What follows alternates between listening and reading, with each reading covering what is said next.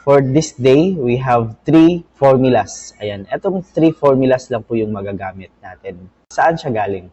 If we will consider or we will recall yung topic natin sa differential calculus, the derivative of arc sine x is equivalent to 1 over the square root of 1 minus x squared. Diba? And we know for a fact that differential calculus is the reverse or the inverse process for integral calculus. And integral calculus is also the inverse process for differential calculus. If we need to bring back yung original natin, if we need to integrate something para maging arc sine, dapat po ito yung form niya. If we will integrate this one, ito po, babalik siya sa kanyang dating itsura. Diba? So, and alam din natin sa ating differential calculus that arc sine is pwede din siyang isulat as sine raised to negative 1. Diba? That is just the same. Na topic natin yan nung differential calculus. So, this day po, ang topic natin is called as integrals of inverse trigonometric functions. So, ibig sabihin ng inverse is merong arc or inverse, no? Ay raised to negative 1 na trigonometric functions. Same din, no? Pag arc cosine, di ba?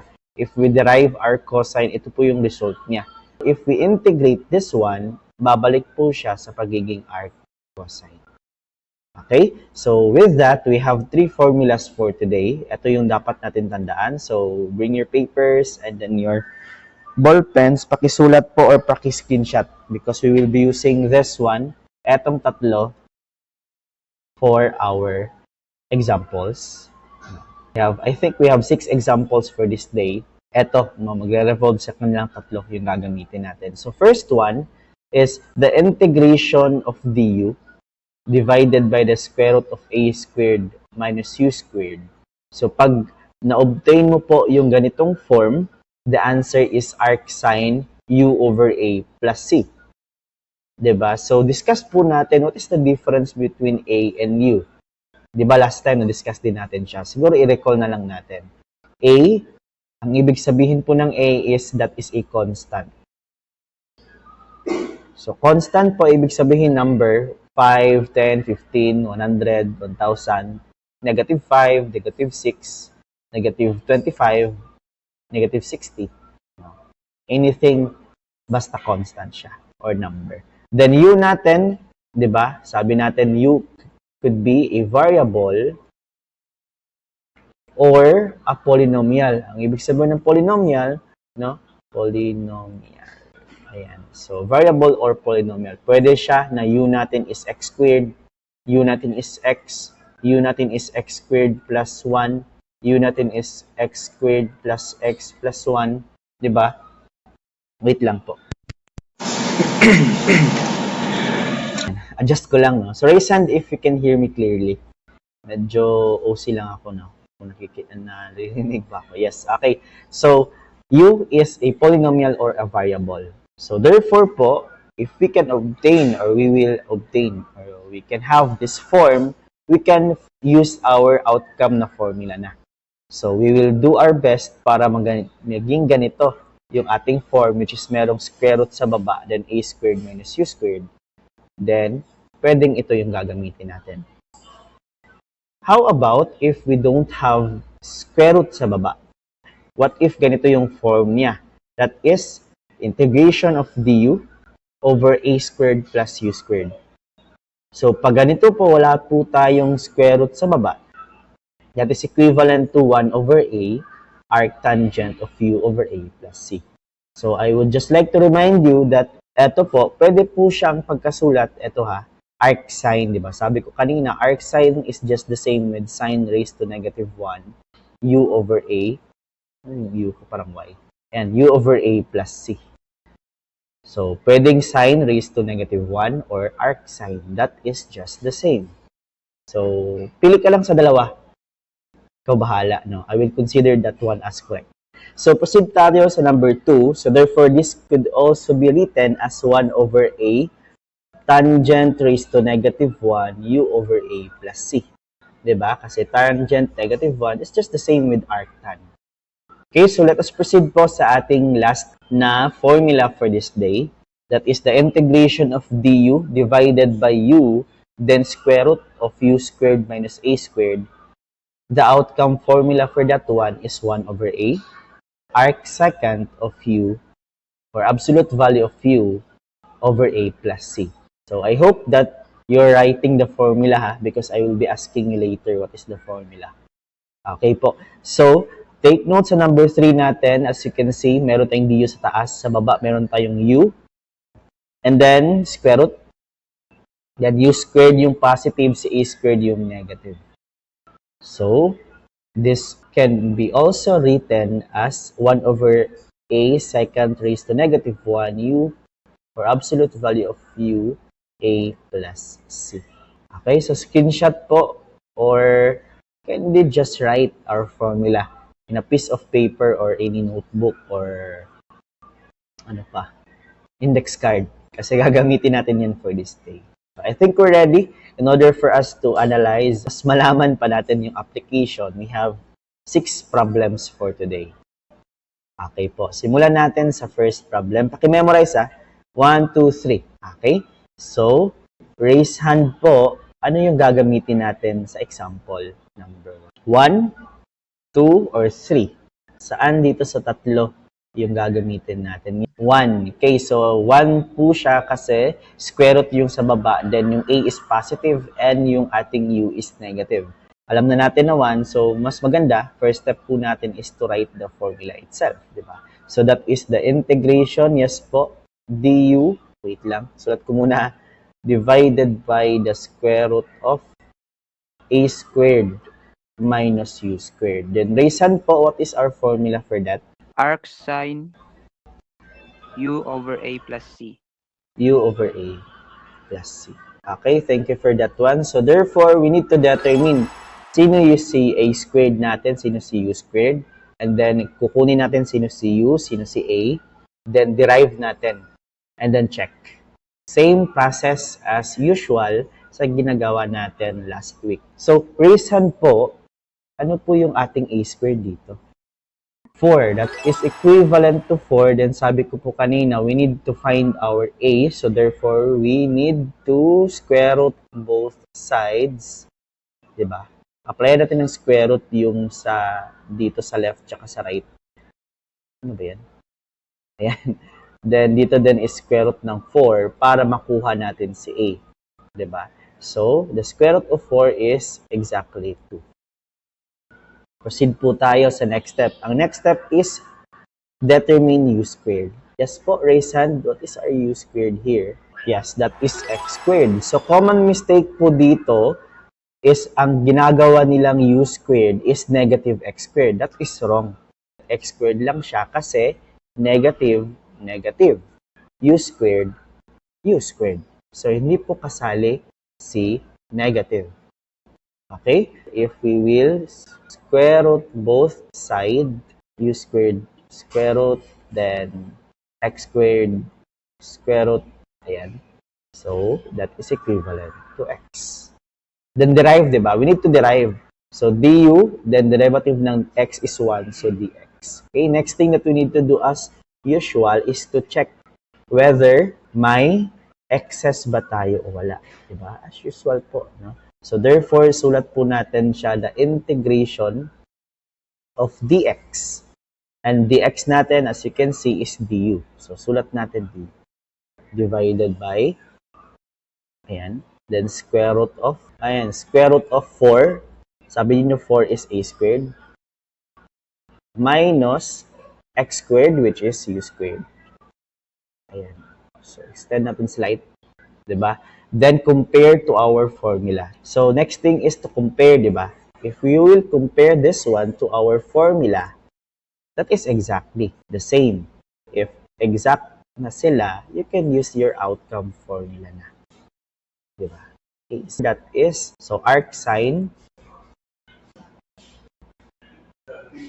of u, ang u natin is x divided by a, which is 2, then plus c. So, ganyan lang po yung process natin all throughout this day. Determine yung formula. Second is determine si a squared tsaka u squared. Then, next thing is determine si a tsaka si u. then i-derive mo or derivative ng u, then checking if merong excess o wala. Meron ba tayong, if the same ba siya sa formula. If the same na, you can use your outcome na formula. Substitute mo na lahat sa ating x squared.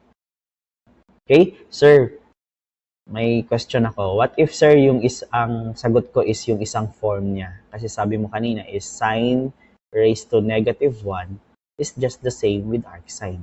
Yes po, I will consider that one. So, pwedeng yan yung answer mo. Pwedeng yan or ganito. That is just the same.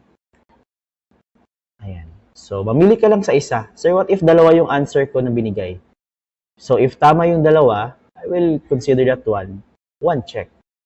For example, tama to, then ito dalawa yung binigay mo na answer, no? So, tama yung isa is mali. So, I will mark that one as wrong. Diba? So, para iwas sa mistakes, isang answer or final answer yung i-present mo. Okay ba? Okay, so screenshot, and then we will proceed to our next problem. Proceed po tayo sa ating second example. So, raise your hand, class.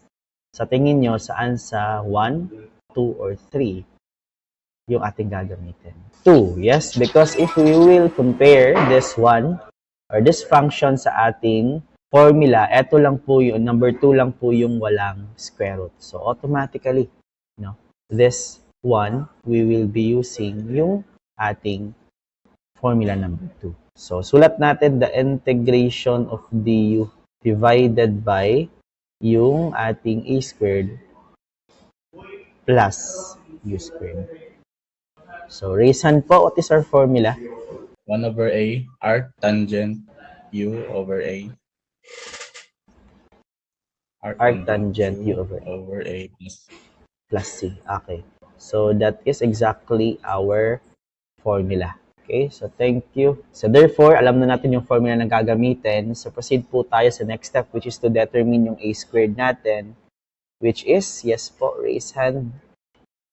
Sino si a squared dito? 2. Okay, so next thing is square root natin both side of the equation. A natin is square root of 2. Diba? So, how about c squared? Yes, that is exactly 9x squared. So, next thing is to square root both side. Lagyan natin ng square root. Sa kabila is lagyan din natin ng square root. That is 9x squared square root. So, eto po, makancel out siya, magiging u. Sa kabila is the square root of 9 is 3. Then, x squared, square root niya is x. So, as you can see po, hindi siya balanced, diba? So, we need to derive. Or you need to find the derivative, then check yung excess. Okay, so raise hand ulit. What is the derivative of 3x? 3. Then, may kadugtong na dx. Thank you. So, 3 dx, next thing is i-transfer natin to the other side. Magiging du over 3 is equivalent to dx. So, next thing is checking. Pag checking po, babalik tayo sa ating original or sa ating, sa ating function, no? So, that is integration of dx. And sabi ninyo, ang dx natin is d over 3. Diba? So, lagay natin du, then over 3. Diba? Kasi dx is d over 3. Then, dito tayo mag-focus, no? So, open parenthesis ko lang, 2. Sabi ninyo, 2 is a squared. So, lagay natin a squared. Plus, so plus. Then, 9x squared is our u squared. Ayan, u squared. Next thing is to compare. If we will compare this one sa ating formula sa ibaba, meron tayong excess, may sobra. Diba? Etong 3. Take note, constant, pwede siyang ilabas. So therefore, ilalabas lang natin siya. That is 1/3. Wait lang, pangit. 1/3. Then integration of du, then divided by a squared plus u squared. So, check mo ulit. Yes, sir, the same na sila. If the same na sila, you can use your outcome or outcome na formula, which is eto. So, that is 1 over 3. Eto ha, copy-paste ko lang yung excess natin. 1 over 3, then multiplied by 1 over a. And as we all know, yung a natin is square root of 2. Ayan. then arctangent. So, arctangent, ayan, of u, which is u natin is 3x, diba? So, 3x divided by square root of 2 plus c. Next thing is i-multiply mo lang yan silang dalawa. So, what will happen is magiging 1 over 3 square root of 2. Then, arctangent of 3x. Arctangent divided by square root of 2 plus c.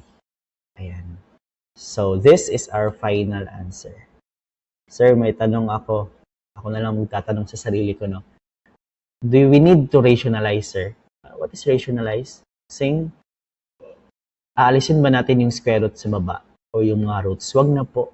We're just wasting our time kasi sa board exam naman din, hindi inaalis yung square root sa baba. So, practice na natin. Wag mo nang ialis, no? Kasi sa, di ba, senior high, inaalis natin yung square root sa baba. Pero sa board exam naman din is hindi. Ang importante lang is marunong ka mag-rationalize. So, pwede na yan po na final answer. Sir, another question. What if, sir, i-factor out na ako si square root of 2? Because this is the same, pwede nating ilabas, sir. So, therefore, makancel out siya, nasa labas na. Hindi po pwede. Diba? Alam natin yan sa ating differential calculus, diba? I have said that one. Because if we are dealing with trigonometry or trigonometric functions, hindi natin pwedeng ilabas yung nasa loob. For example, sine. Sabi mo, no? 2 sine of 2x. Gusto mo ilabas si 2. Magiging sine of x. Hindi po yan pwede. Kung ano yung nasa inside ni trigonometric function, bawal po siyang ilabas. So, therefore, bawal pong ilabas yung ating square root of 2 dito. Okay? So, last question, sir. No? I'm just asking myself of the probabilities, no, of your questions. So, last question, sir. What if, sir, yung answer ko dito is ganito?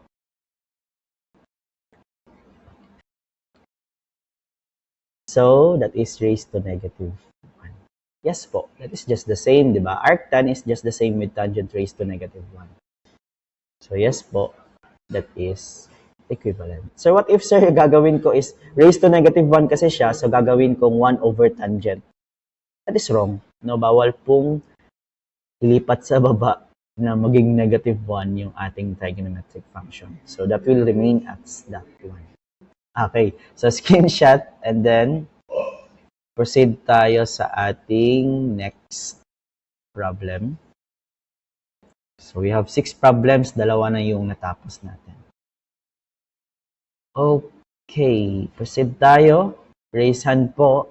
Ano yung formula na gagamitin natin? 1, 2, or 3 for our example number 3. Ayan, 3, sir. Okay, that is 3 because if we will inspect that one, meron tayong u sa labas. And then u squared. And then isa din pa expect is C9 is negative. Diba? Sa equation number 1, yung constant is positive. Yung ating u squared is negative. But for this one, yung ating u squared is positive. Yung a squared natin is negative. So therefore, that is obviously equation number 3. Okay. So, sulat muna natin yung ating formula. Integration of du all over u, then u squared minus e squared. Ayan. Okay. So, yes po, raise hand. Ano yung kadugtong nito? So, 1 over a, tapos? 1 over a arcsec of absolute value of u over a plus c. Okay. So, thank you for that. So, that is our formula. So, gagawin natin is to determine yung u tsaka u squared tsaka a squared natin. So, unahin natin si a squared po. Raise hand. 9. So, obviously po, if you square root both side, applyan mo ng square root, di ba? A squared is equivalent to square root of 9. So, if you use your calculator, pero obvious naman siya, di ba? That is equivalent to 3. So, how about our u squared? Yes, that is 4x squared. So, therefore, square root natin both side para ma-eliminate yung squared. 4x squared. So, therefore, what will happen to this is magiging u is equivalent to square root ng 4 is 2. Square root ng x squared is x. So, clearly, no, hindi siya balance. So, we need to derive or derivative ng 2x is equivalent to 2. Then, dugtungan natin ng dx kasi different sila ng value. So, next thing is, ililipat lang natin siya to the other side. Du divided by 2 is equivalent to dx. Next thing that we need to do is to check if okay ba siya sa formula. So, integration of dx. Ano yung dx natin? Du over 2. So, isulat natin du all over 2. X, may ipapalit pa tayo kay x? Wala, sir. Sige, sulat lang natin x. Square root. So, square root din tayo. So, 4x squared, that is u squared. Ayan, u squared. Then, minus. So, minus. 9 natin, that is a squared. A squared. So, therefore, if we will compare this one to our formula, hindi po sila magkatugma. Diba? Kasi 2x, tsaka ito u. So, paano yan? Tingnan natin yung ating u dito. As you can see, u is equivalent to 2x. Diba? So, therefore, rewrite natin ulit. Palitan natin si 2x ng u. Okay? Para the same na sila. Okay, so that is integration of du divided by u, then square root of u squared minus a squared. Okay, so the same na sila. Yes, sir, the same na sila. So if the same na sila, you can use yung outcome natin ng formula, which is this one. That is 1 over a. A po natin is 3. Then arc second of absolute value of u.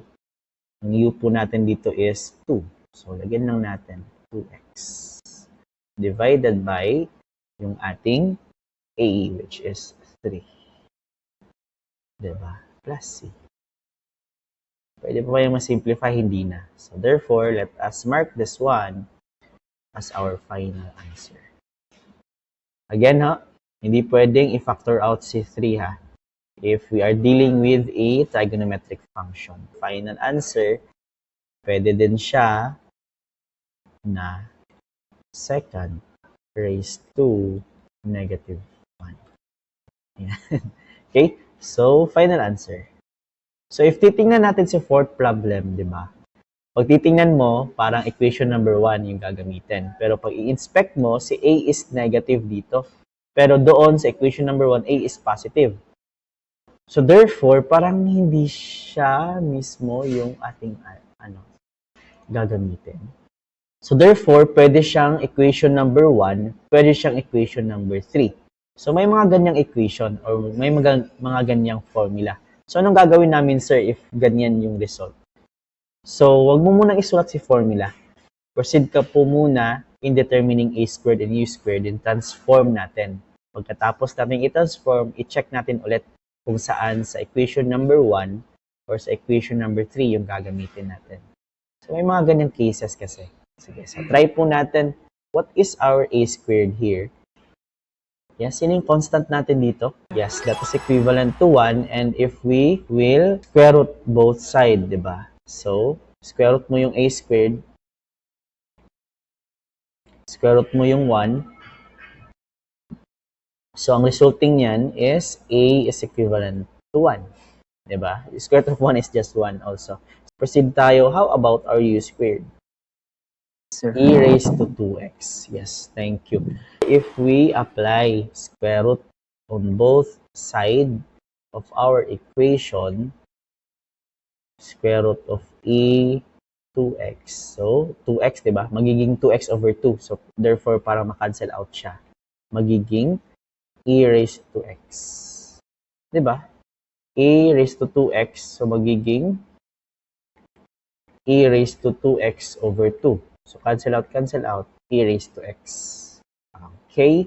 So, proceed po tayo sa ating next step, which is the derivative. Ayan, patay na. What is the derivative of an exponential x? Pakitingnan sa formula. Diba? Kaya sabi ko sa inyo, even though that we are in integral calculus, you need to memorize or you need to familiarize lahat ng formulas natin sa differential calculus. So, if hindi na matandaan, na ako natandaan ko pa siya, that is the derivative of e raised to u is equivalent to e raised to u prime. So, therefore, dito yung u natin is x. So, therefore, eu is ex. U prime natin is 1. Diba? Kasi derivative of x is 1. Then, dx. Ayan po. So, pakibalikan lahat ng topic natin sa differential calculus. So, next thing is, ililipat natin siya to the other side. Du divided by ex is equivalent to dx. Ayan po. So, next thing that we need to do is to substitute po, no, sa other side or dito sa ating formula. Then, tingnan natin kung saan sa formula 1, 2, or 3 yung gagamitin natin. So, that is integration of dx. Ang dx natin is du over ex. So, sulat lang natin. Du all over ex. Square root. Kasi square root siya. Then, e raised to 2x. That is our u squared. And then, minus. So, minus. 1 is a squared. A squared. So, that is the time that we will compare to our formula. So, as you can see po, meron tayong variable sa labas, u squared minus a squared. Diba? That is equation number 3. Because equation number 3 po, meron tayong u sa labas. Okay, so sulat natin siya. Sulat natin yung formula, integration of du divided by u square root of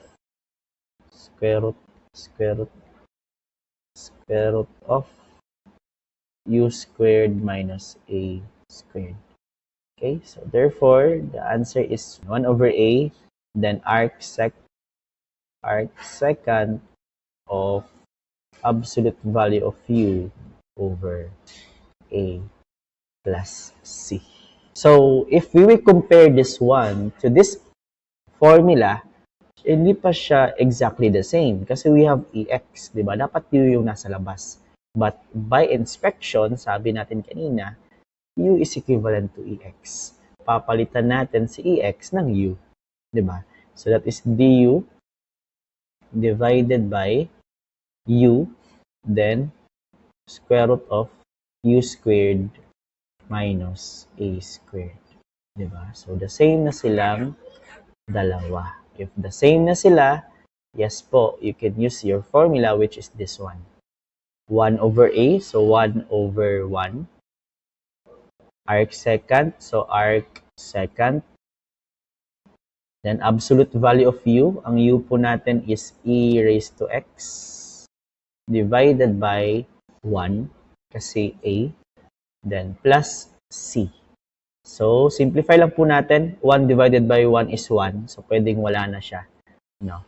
Then, arc sec ex divided by 1 is just the same. No? So, pare wala na siya. So, arc secant of absolute value of ex plus c. So, pwede mong tanggalin yung absolute value. Pwedeng hindi.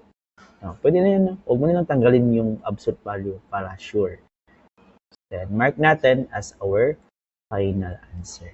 Pwede din, di ba, na gagawin natin tong secant raised to negative 1 absolute value of ex because that is just the same. Final answer. Ayan. Ganun lang po, pakisundan lang ng step-by-step natin na procedure and I'm sure that you will arrive to our final answer. So, proceed tayo to our next problem. So, take note class, may hindi ako nasabi kanina. In using these formulas, balik po tayo sa formulas natin. As you can see po, dapat walang variable sa itaas. Diba? Wala. Pag may constant, sir, what if may constant, may 2? Pwede yan siya, no? Ilabas mo lang. Pag merong variable or polynomial sa taas, we cannot use this formulas.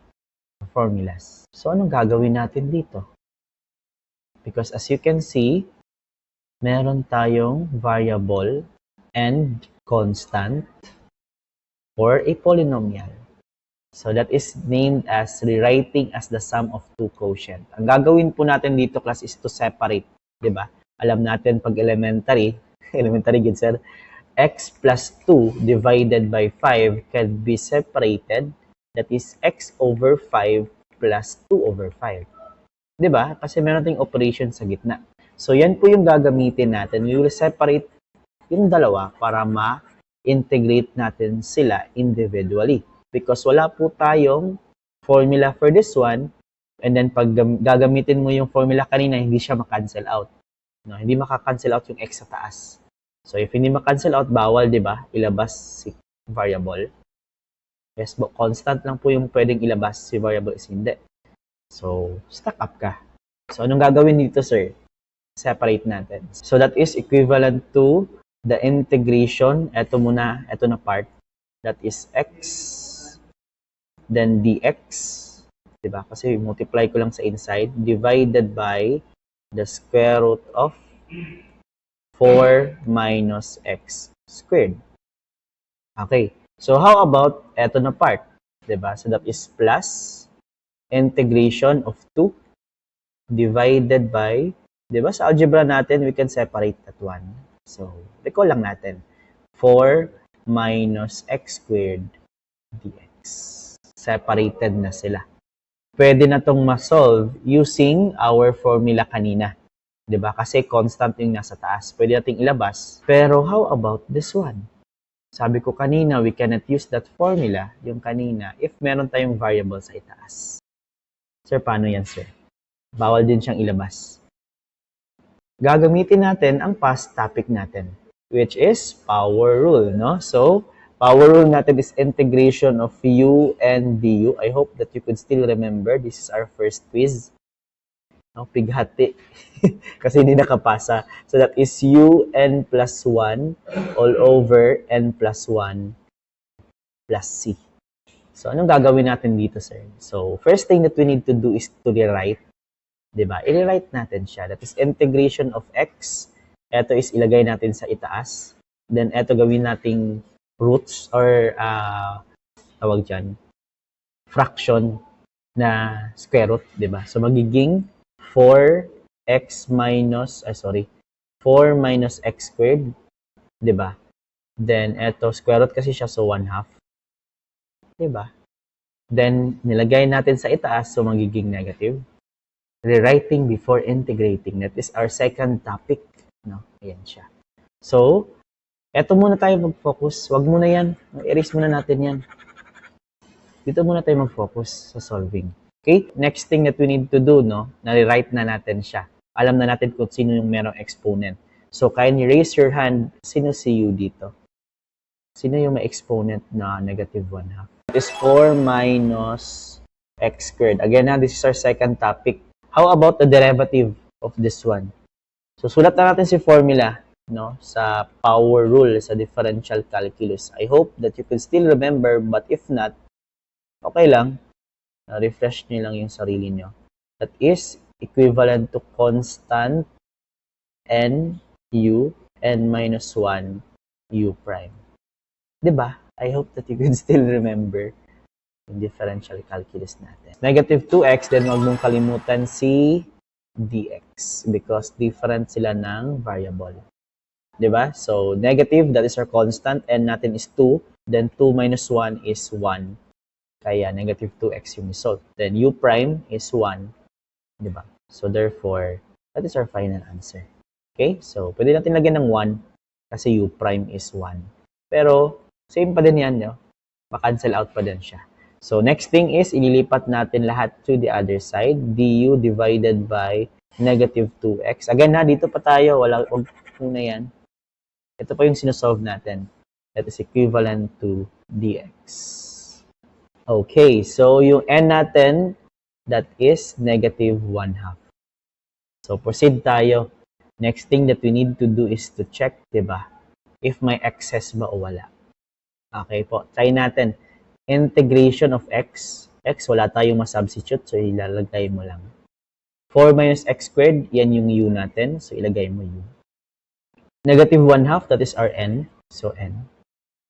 dx, that is du over negative 2x. Then, next thing is to compare to our formula. Sir, ang layo. Paano yan? Cancel out natin yung x, cancel out natin yung x. Yung 1/2 is ilalagay natin sa labas. So, therefore, this will become negative 1/2. Then, integration of u and du. Compare, yes sir, the same na sila.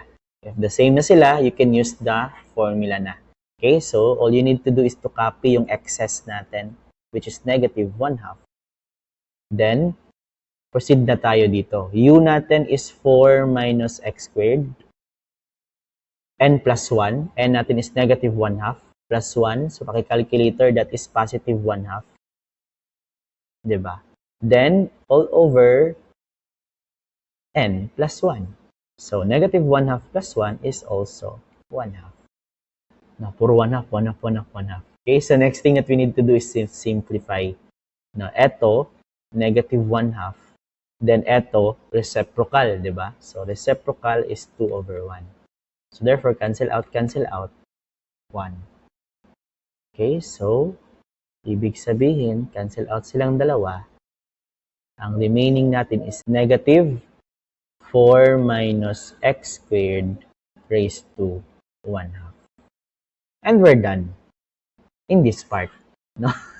So, I hope, alam ko, yes po, napaka sakit tingnan kasi past topic kasi natin siya. I hope you will review. I hope that you will solve this again. No, parang dalawang problem lang siya sa isang problem. Okay, so proceed po tayo sa ating next na problem, which is this one. Okay, so if you will compare this one, ang gagawin natin is ililipat yung constant sa labas, di ba? So magiging 2 integration of dx all over square root of, ayan. Mamaya na, no? Yes, mamaya na lang. Eto. Sulat na lang natin si formula niya. Pwede naman din, no? Ay, alis ko lang yung 2. Sige. So, pag titingnan nyo sa ating formula, pakitingnan po, saan sa tatlo yung ating magagamit? Equation number 1, 2, or 3? Sino yung merong 4 or square root sa baba, then positive, then negative CU? 1. That is 1. Yes po. That is correct. Kasi sa 1 is, ang u squared natin is negative. A squared natin is positive. So, para makabisado natin siya, sulat na lang natin yung formula. Okay? So, sulat natin siya. That is the integration of du divided by the square root of a squared minus u squared is equivalent to arc sine ba? U over a. Hindi kasya.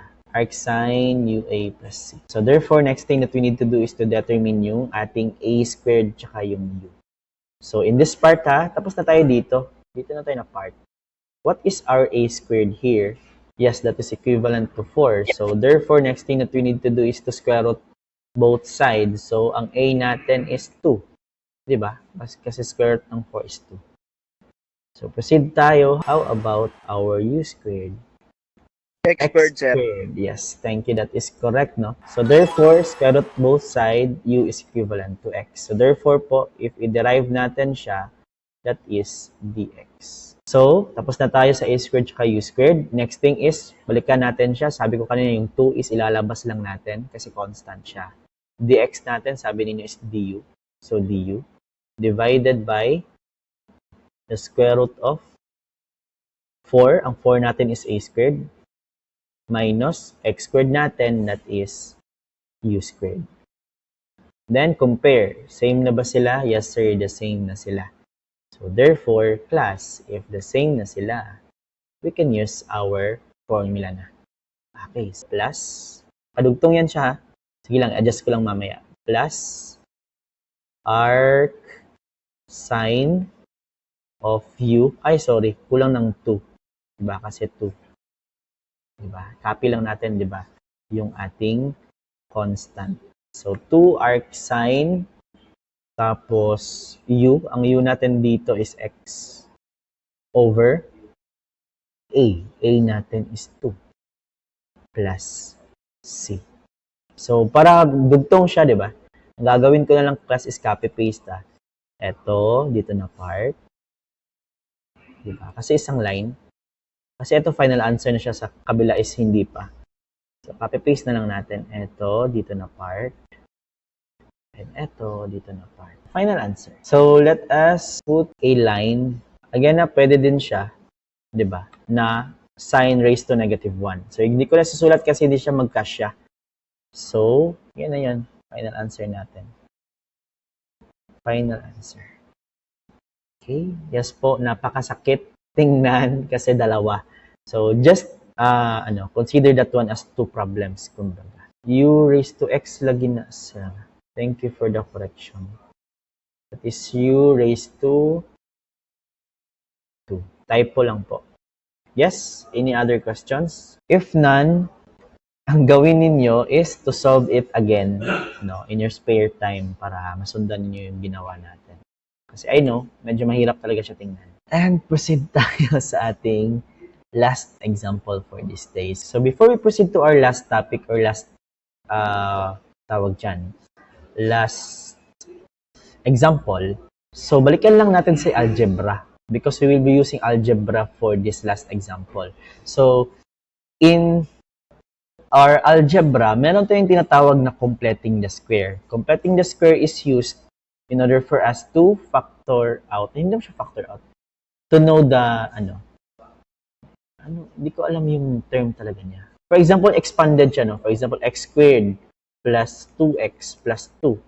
Then gusto mong maging x squared something, no? Maging isa na lang siya ba? Parang kasalungat ng factor out, at kasalungat ng expand. Parang minimize mo siya. Ginagamit si completing the square. No? So, ano po yung completing the square, sir? So, ang gagawin mo lang, hahanapin mo yung b, which is yan yung katabi ni x. So, if alam mo na si b, i-divide mo lang po siya ng 2, pagkatapos po, i-squared mo siya. And then, i-add mo siya sa solution. Ayan, i-add. And i-minus. So, with that, yung naka-add, pwede mo nang ma-factor. So, therefore, para lumiit siya. Para ma-integrate natin siya. Because, for example, ito yung binigay sa'yo. So, if ito po, advance ka mag-isip, yung ating u dito is x squared, yung ating a dito is 7. How about si 4x? How can we cancel out yung 4x? So, therefore, we cannot use our formula kanina. Diba? So, paano pag ganyan, sir? Paano pag expanded na siya? So, i-minimize natin siya using our completing the square kanina. Okay, raise hand po. Sino si b natin dito? Sino yung katabi ng x natin? Yes, that is negative 4, pero wag mong isali si negative because we were just talking about yung katabi ng talaga niya. Yes, that is correct. Pero sobra lang. That is 4. Diba? So, ang gagawin natin kay b, sabi kanina is, i-divide natin siya kay 2 and squared. So, 4 divided by 2 is 2. Squared mo siya is 4.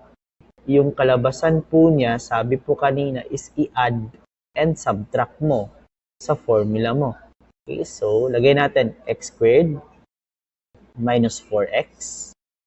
Ito is i-add natin. Ito is i-subtract natin. Then, copy lang ito. Plus 7. So, sundan lang natin yung steps kanina. Diba? Dito, gagawin natin is to isolate yung naka-add. Yung sabi kanina. And then, use your calculator or pwede mo tingnan. Ang gagawin mo lang is i-divide to ng 2. So, 2.